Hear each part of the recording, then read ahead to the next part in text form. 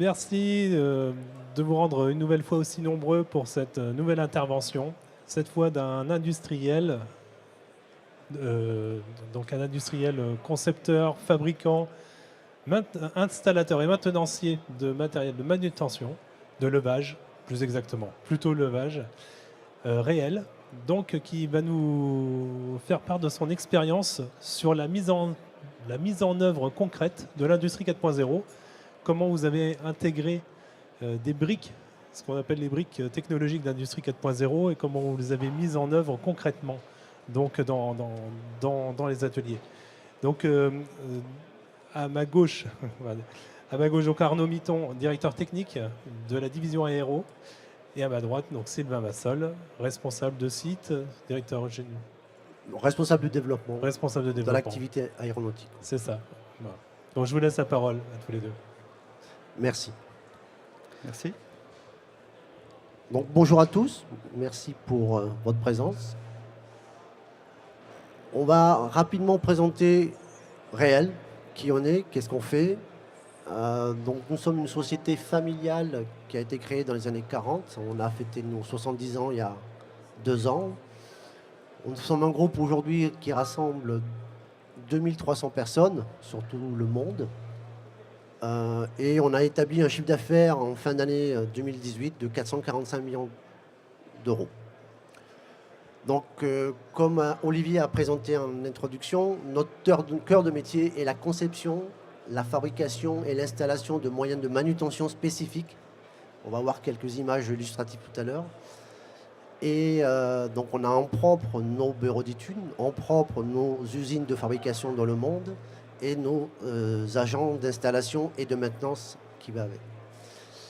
Depuis une vingtaine d'années, nous avons développé l'activité de service, l'activité de maintenance. Donc aujourd'hui, nous faisons de la prestation de maintenance hors produits propres. Donc on intervient chez des clients en prestation de maintenance sur différents produits de production industrielle. Nos secteurs d'activité sont larges. Notre gros secteur d'activité est l'énergie, dont le nucléaire. Qui pèse aujourd'hui, l'énergie pèse à peu près 45% du chiffre d'affaires. Donc nous intervenons sur l'activité hydro-énergie, la partie nucléaire, centrale nucléaire, et un peu l'offshore. Deuxième activité locale, en particulier l'aéronautique, qui pèse à peu près une quinzaine de pourcents de chiffre d'affaires. Donc on est à la fois intégrateur de moyens de production d'avions et la maintenance de ces moyens-là. L'activité défense sur des produits spécifiques de chargement de missiles, par exemple, la photo. Un autre secteur qui est important pour l'activité en termes de chiffre d'affaires, c'est 25%, c'est l'aluminium. Donc on est fournisseur de moyens de production dans les usines de l'aluminium primaire. Donc une activité qui est en fort développement. Une activité qui est un petit peu en stand-by du fait de la conjoncture pétrolière, c'est l'activité offshore, mais on travaille avec dans la recherche et la mise en place de pipelines ou de câbles électriques en eau profonde. L'hydroénergie qui rentre dans le domaine d'énergie, donc tous les barrages hydroélectriques, beaucoup dans le Nord-Amérique, le Canada et les États-Unis, et l'industrie en général où on fait dans l'environnement, le traitement de déchets, etc. Notre métier, et donc je le répète, on est à la fois un fournisseur global de solutions de levage dans des activités, des contextes particuliers comme le nucléaire, des contextes contraints avec des difficultés et des contraintes. On intervient sur tout le long du cycle du produit, de la conception, de la fabrication, de la maintenance ou de démantèlement. Et on a aujourd'hui un savoir-faire pluridisciplinaire interne sur ces métiers-là de moyens de levage.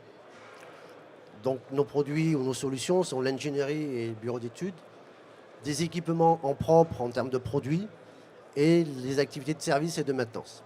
Voilà le scope de nos services. Donc depuis quelques années, on a regroupé nos savoir-faire aussi dans le scope de l'industrie 4.0, dans les métiers qu'on connaît, de la conception de moyens de levage, de l'activité de maintenance. Et ce groupe de travail transversal du groupe recherche et développe des solutions compétitives et innovantes afin de les proposer à nos clients, soit dans un produit, soit dans du service, afin de répondre aux enjeux futurs de chaque client. Donc, hop là. Donc l'exposé qui va venir, on va essayer de développer, on a présenté 4 briques de développement usine 4.0 qu'on a essayé de d'escoper en 3 catégories. On travaille sur l'usine 4.0 directement sur le process client. On a des produits en propre qui rentrent dans l'enjeu 4.0, de la factory 4.0. Et bien sûr, de l'activité de maintenance pour pouvoir avoir une valeur ajoutée dans nos services. Je vais prendre le relais. Merci Sylvain. Donc, comme cela vient de vous être présenté, on est tout d'abord concepteur, fournisseur d'équipements qui vont venir s'intégrer au cœur même des process de nos clients finaux. Donc, je vais commencer par vous présenter quelques cas d'application de technologies dites 4.0 qui regroupent en fait tout un tas de briques technologiques assez complémentaires et diverses, comme on va pouvoir le voir dans ces quelques slides.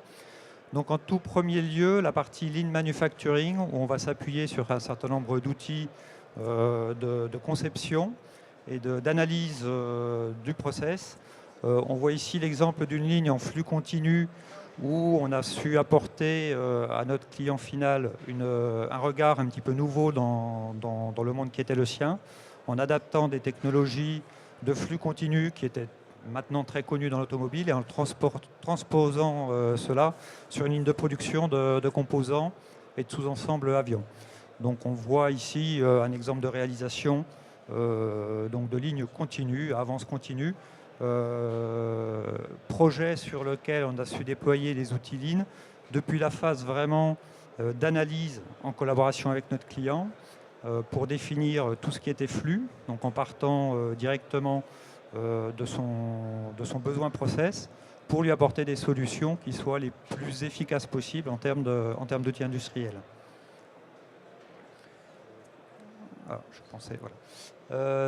Donc on voit ici ce slide très récapitulatif, très synthétique qui met en œuvre tous les outils ou toutes les briques, toutes les étapes que l'on va déployer au cours de l'analyse du process Lean. Alors ça commence, si je peux avoir le petit pointeur.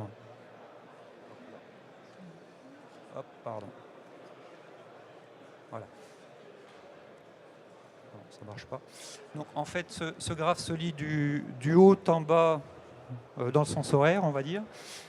Donc ça commence depuis un diagramme de Gantt du process que l'on va éplucher et analyser de manière à être en mesure de proposer ensuite des moyens industriels, une architecture industrielle, puis des moyens industriels, moyens dans lesquels on va intégrer toutes les composantes de safety, d'ergonomie, de manière à rendre le travail opérateur le plus sûr et le plus efficace possible. Et puis enfin, tout ce travail d'analyse de poste va se poursuivre par l'étude des flux matériels et la mise à disposition de moyens matériels pour amener tous les composants sur la ligne. Et également, en fait, on va intégrer toute la partie aide à l'opérateur au travers d'IHM définis, pensés, conçus avec les opérateurs eux-mêmes, de manière à pouvoir les accompagner au mieux dans leur travail quotidien, à la fois pour leur servir de guide, et puis également la dernière brique, au niveau de la maintenance des équipements, en intégrant tout un tas d'outils d'aide au diagnostic directement au cœur de la machine, sous forme d'indicateurs d'état et d'indicateurs de performance de la machine. Donc toutes ces approches-là sont développées au sein de nos bureaux d'études et d'analyse en interne, et on va pouvoir donc intégrer tout ça au sein même de nos équipements. Alors, la conception de l'équipement commence tout d'abord par l'intégration d'une brique de réalité virtuelle, 3D. Donc on voit ici simplement une petite présentation, quelques exemples. Alors, on est en statique, c'est évidemment beaucoup moins démonstratif que l'expérience 3D elle-même. Là, par exemple, il s'agit d'une salle de peinture pour un avion. Donc, la démarche de représentation virtuelle en 3D a été intégrée dès les premières esquisses, comme on peut le voir ici, pour optimiser les flux humains et les accessibilités au niveau des zones de travail. Donc ça, c'est maintenant une des premières briques que l'on a l'habitude aujourd'hui de mettre dans le 4.0, très en amont au niveau de la conception, de manière à pouvoir rendre... voilà, ça va mieux, je pense. De manière à pouvoir se représenter au plus tôt dès la phase de design de la machine et de l'équipement, des possibilités d'accès et d'optimisation des positions de travail. Donc voilà, ce sont juste quelques exemples illustratifs. On va dire que maintenant, c'est une démarche systématique d'intégrer ces séances de 3D virtuelles au niveau de notre conception.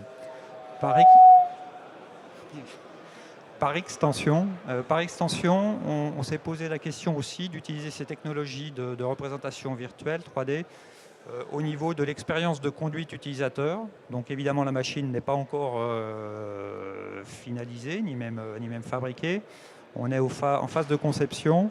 Donc là, c'est un équipement de nos confrères de la branche aluminium, où, au travers d'un petit montage à la fois qui mêle le physique et le virtuel, on a pu représenter l'expérience de pilotage de la machine depuis sa cabine. Je crois qu'on a un petit film pour illustrer ça. Donc, au travers d'outils de projection 3D et une connexion entre le joystick physique, l'automate et puis la simulation des mouvements sur la maquette numérique, on peut comme ça se représenter des situations de fonctionnement où l'opérateur va avoir à faire face à des événements particuliers. Donc ça permet à la fois d'anticiper le besoin utilisateur, la sécurité de conduite de la machine, ce genre de choses. Donc ça, ce sont des démarches que l'on a tendance à systématiser maintenant au travers d'équipements assez lourds pour être sûr de faire au mieux dès la première fois. Alors, je change un peu de registre. On passe ici sur une autre brique, une autre facette d'intégration des technologies 4.0 au sein du groupe Réel. Le groupe Réel a racheté une société il y a maintenant une grosse année, une petite start-up spécialisée dans le perçage électrique à destination d'applications aéronautiques, comme on le voit sur ces images. Et cette technologie nous permet d'être en connexion directe avec le sujet 4.0. Si on peut passer, voilà. Au travers de différents aspects. Alors tout d'abord, c'est une perceuse donc, à énergie électrique. Donc on a une connectivité facilitée entre la perceuse et puis le système de management de la production au sens large.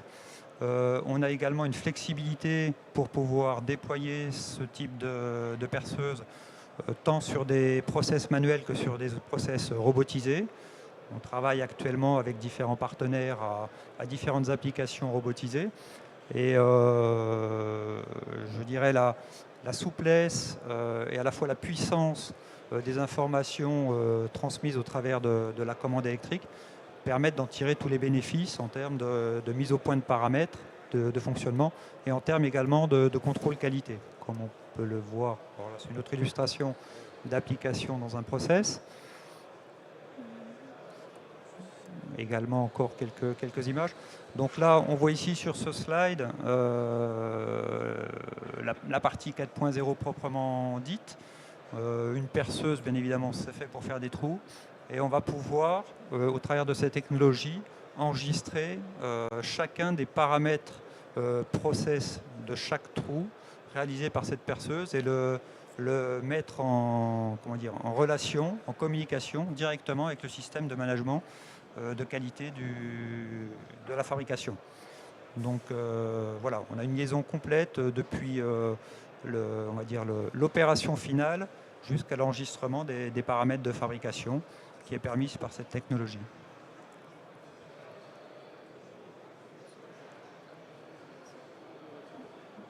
Alors, une autre brique, alors, on passe vraiment de diverses applications, ce sont vraiment des spots d'application 4.0 au travers de nos activités chez Réel. Une autre brique que l'on a développée maintenant depuis une grosse année, sur laquelle on travaille, c'est une brique d'aide à la maintenance prévisionnelle au travers de l'analyse des courants. La plupart des machines, en tous les cas l'essentiel des machines et des équipements réels fonctionnent à partir de l'énergie électrique.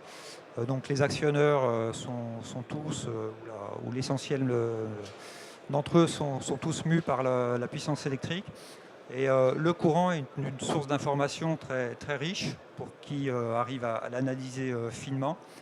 Donc sur des équipements à sensibilité très particulière, où on a des exigences à la fois de disponibilité, de sécurité de fonctionnement, on a été amené à déployer ce type d'outils d'analyse qui vont permettre de surveiller et d'anticiper toute dérive de fonctionnement.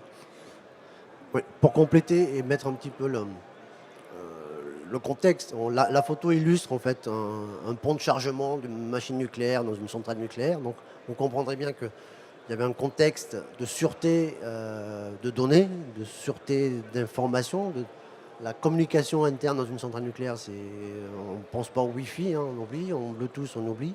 Voilà. Quelle était la technologie possible et accessible pour pouvoir faire de la surveillance de machines dans un contexte aussi difficile.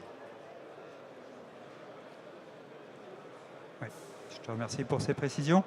Donc là, très synthétiquement, la solution mise en œuvre, on voit différentes briques sur lesquelles on a su s'appuyer pour, depuis en haut à gauche, la prise d'informations au plus près des actionneurs, l'intégration et le transfert de la donnée au travers des circuits de contrôle-commande présents sur la machine ou rapportés en parallèle du circuit commande propre de la machine, et puis un traitement distant depuis le back-office au sein de Réel de ces informations de manière à pouvoir mener un degré d'expertise supplémentaire au niveau du diagnostic. Donc voilà ce type de briques que l'on a pu aujourd'hui mettre en œuvre à titre expérimental et qui demain feront l'objet d'expériences industrielles vraie grandeur avec notre client principal sur le sujet. Oui, l'expérimentation en fait, technique a été validée. Hein, c'est comment je mesure l'intensité et comment je l'analyse. Le problème aujourd'hui qui n'est pas encore garanti, même si on est certifié défense, c'est comment je traite la donnée derrière. Aujourd'hui, on a eu l'acceptance d'avoir ces données chez nous et de faire des analyses dans nos serveurs protégés, etc., etc. Pour un déploiement sur toutes les centrales nucléaires, il y a encore des barrières à dépasser. C'est un peu l'axe de développement qui nous reste. Voilà, juste cette slide pour intéresser. Alors je vois qu'il y a pas mal d'étudiants ici, ça va leur rappeler un petit peu les cours, c'est un petit peu de traitement de signal, des maths, etc.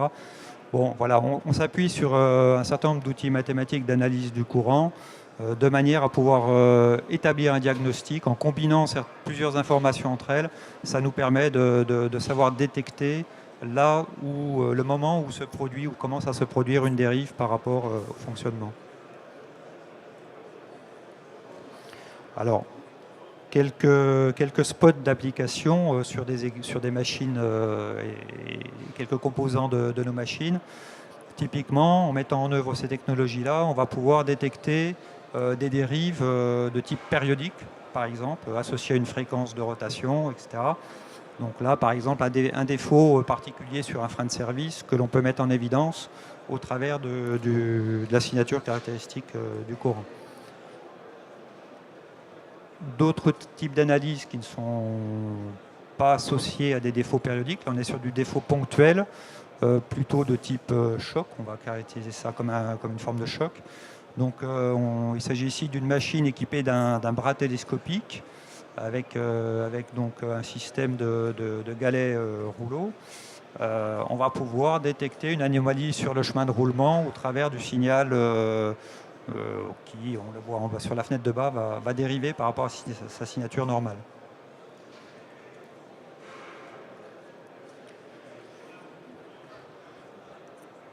Donc voilà le thème sur la partie maintenance prédictive qu'on a développé sur le secteur nucléaire sur nos installations.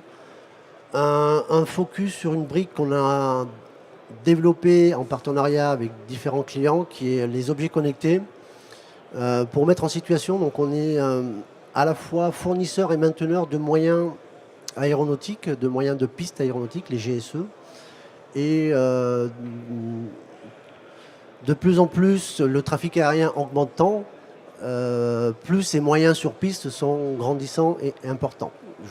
Pour illustrer, c'est quand vous prenez l'avion, c'est les petits tracteurs qui poussent l'avion sur la piste et qui viennent chercher l'avion en bord de piste, etc.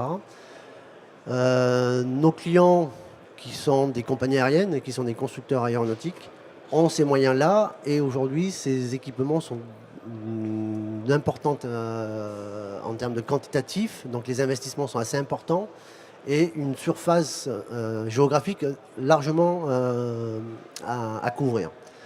Donc la recherche d'information et d'innovation a été partagée avec une société, une start-up locale, qui a été comment je peux traquer et monitorer ces équipements, à la fois pour réduire mes coûts de maintenance, pour améliorer ma servitude de ces équipements, c'est-à-dire où ils sont, quand je peux les utiliser, et optimiser les flottes, c'est-à-dire au lieu d'en avoir 5, est-ce que 4, je peux seulement couvrir le service attendu. Donc ces POC, entre guillemets, ou ces projets ont été développés sur différentes plateformes aéroportuaires, par le biais de mise en place de capteurs intégrés dans les machines, donc avec une géolocalisation faite par GPS, et une communication sur une plateforme informatique qui vient relever des temps de mesure à la fois donnés par les équipements eux-mêmes, mais aussi par des calculs et par des algorithmes internes pour calculer des taux d'utilisation, des taux de panne de ces machines-là. Enfin, j'appelle ça des machines, mais des engins. Donc pour l'illustrer un petit peu, visuellement, le boîtier bleu, c'est ce boîtier-là qui est à la fois fait de la communication et de la géolocalisation, est introduit dans les équipements sur des faisceaux de l'équipement, de la tension, de la température, des niveaux de gasoil, etc., tout ce qu'on peut imaginer. Ce boîtier-là communique via un réseau connu aujourd'hui qui est soit GSM, soit LoRa, tout peut être possible, et est intégré dans une plateforme web accessible à la fois aux maintenanciers, à la fois aux clients, pour pouvoir gérer ces flottes en termes d'utilisation et de maintenance. Donc on a aujourd'hui des résultats qui sont assez probants en termes de calcul de taux d'utilisation d'une machine, c'est-à-dire que j'ai dit un parc de 10 machines, aujourd'hui on s'aperçoit qu'on a un taux d'utilisation de près de 40%, et de la fois de la maintenance aujourd'hui, étant donné qu'on a aujourd'hui une maintenance au conditionnel, vraiment au taux d'utilisation. J'ai fait tant de kilomètres, autant d'heures de fonctionnement, je sais déclencher mes maintenances. Voilà. Donc je vous remercie de votre attention. On a bouclé un petit peu les 4-5 briques qu'on a en cours de développement chez nous, avec des applications concrètes. Vos questions sont les bienvenues. Merci beaucoup, messieurs. Merci pour nous éclairer, surtout nous faire part de votre expérience. Comme je dis, on est dans le concret. Alors aujourd'hui, avant de lancer les questions, enfin j'en ai déjà une, même 2, 3 en tête. Aujourd'hui, il y a des technologies matures, il y en a d'autres que vous attendez certainement, des choses qui pêchent un peu, qui vous empêchent peut-être d'aller aussi loin que vous voudriez aller. Quelles sont les limites aujourd'hui au niveau technologique que vous rencontrez et que vous espérez voir lever prochainement? Alors, je vais parler d'une limite aujourd'hui qui n'est pas nécessairement une limite technologique, c'est plutôt une limite, alors elle est un petit peu technologique sur certains aspects, c'est presque une limite culturelle, j'aurais tendance à dire. Aujourd'hui, les technologies digitales permettent de faire circuler énormément d'informations, de capter, de faire circuler beaucoup d'informations. La limite, alors que j'appelle culturelle, mais qui est plus complexe que ça, c'est la notion de sécurité de la data, bien entendu, puisque récupérer de la data, c'est bien. La traiter aujourd'hui, on voit bien qu'au travers d'algorithmes, etc., on arrive à faire parler ces datas. Par contre, là où Réel aujourd'hui est un petit peu confronté à des difficultés, c'est que nous ne sommes pas systématiquement utilisateurs finaux de la data. C'est-à-dire que nous fournissons des équipements à des clients utilisateurs finaux, nous faisons la maintenance pour des clients utilisateurs finaux, et je dirais la data appartient à ces utilisateurs. Et donc notre droit de regard ou notre droit de traitement de cette data pose souvent question vis-à-vis de l'utilisateur final. Donc là, c'est aujourd'hui presque le plus gros frein vis-à-vis du déploiement et de l'exploitation de ce type de technologie, plus que vraiment la technologie en elle-même. Une question connexe également, c'est la partie cybersécurité. Bon, c'est un mot, la cybersécurité. Dans l'exposé précédent, ça a été également abordé. Se pose la problématique de connectivité des informations entre un client final et ses prestataires, soit d'équipement, enfin fournisseur d'équipement ou prestataire de maintenance. On rentre là dans une espèce de zone grise qui pose quand même un certain nombre de difficultés à la mise en œuvre. Je ne sais pas si j'ai répondu à la question. Mais... Si. Je rajouterai un autre frein, entre guillemets, qui est la maturité des solutions. Beaucoup de choses sont développées, des objets connectés en particulier. Demain, il y aura beaucoup d'exposants qui vont venir exposer leurs produits, leurs solutions. On est dans un domaine industriel performant où on demande une performance industrielle, c'est-à-dire de disponibilité, de productivité, de sûreté, de sécurité. Aujourd'hui, on a des solutions, beaucoup de solutions informatiques, de connectivité, et leurs taux de fiabilité aujourd'hui ne sont pas maîtrisés du point de vue du process. Un peu la difficulté. Moi, j'ai toujours eu l'illustration. On a tous Windows X à la maison. Si ma voiture marchait aussi bien que Windows, je serais très très mécontent, quoi. Voilà. Il y a cette difficulté-là où on a aujourd'hui une crainte sur ces solutions qui ne sont pas encore matures. D'accord. Très bien, merci. D'autres questions? Non. Les jeunes, non. En prévision de l'interro? Non, il n'y a pas de questions particulières. Monsieur?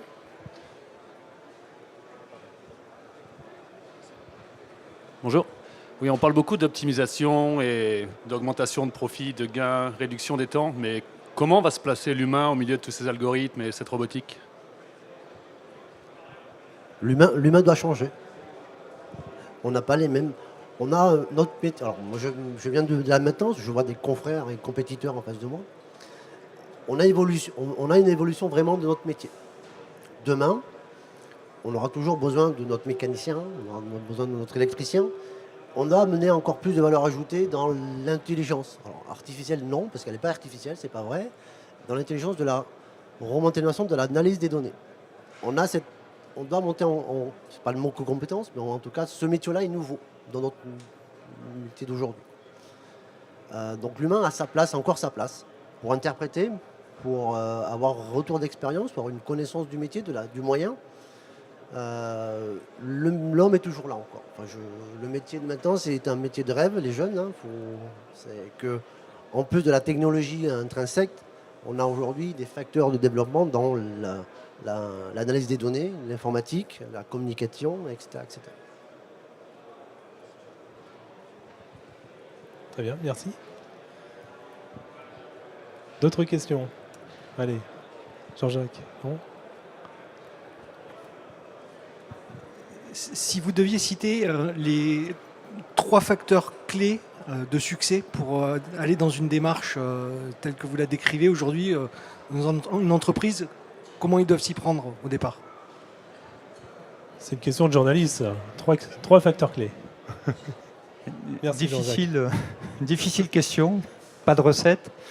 Alors, de notre propre expérience, puisqu'on a commencé à réfléchir sur le 4.0, on en parle, on ne peut pas ouvrir un journal aujourd'hui sans avoir un article sur le sujet. Alors d'abord, il y a beaucoup de choses derrière le 4.0, hein, ça balaye très large au niveau technologique, au niveau champ d'application. Il ne faut pas être trop gourmand. On ne transforme pas complètement un secteur d'activité, une entreprise, un site industriel du jour au lendemain, même s'il y a des industriels qui construisent des usines du futur en intégrant le maximum de briques. On est plus sur de la transformation par petits pas, je dirais, par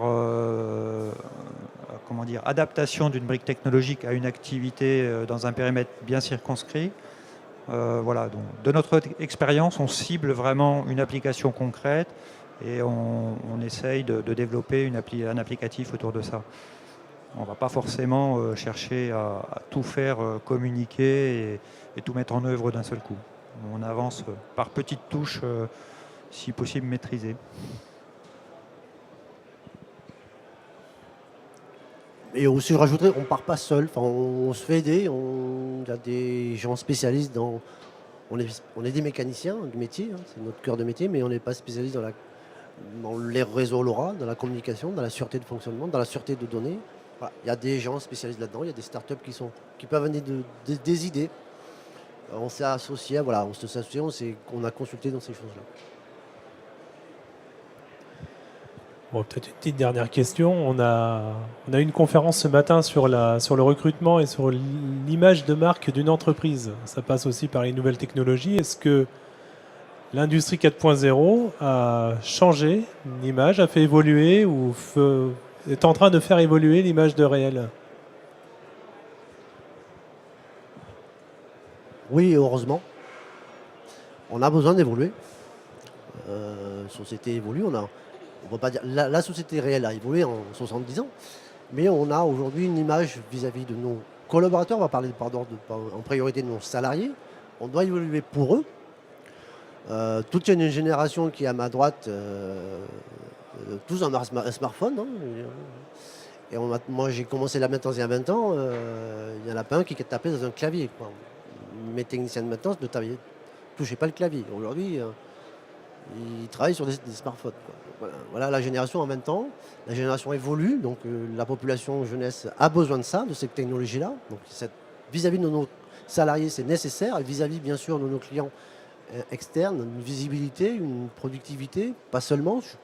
On n'a pas un gain énorme en productivité avec cette digitalisation. Mais c'est une image de marque, c'est à la fois pour recruter, pour gagner des marchés. Concrètement, Réel a évolué. On s'est doté de cette digitalisation au niveau maintenance. On a une GMAO interne développée à notre goût, entre guillemets, pour entrer dans cette démarche-là. Super. Bon, bien écoutez, merci beaucoup. Pas d'autres questions? Une petite dernière à la volée? Non. Très bien. Merci beaucoup, messieurs. Et puis, c'est la fin de cette première journée. Je vous dis maintenant à demain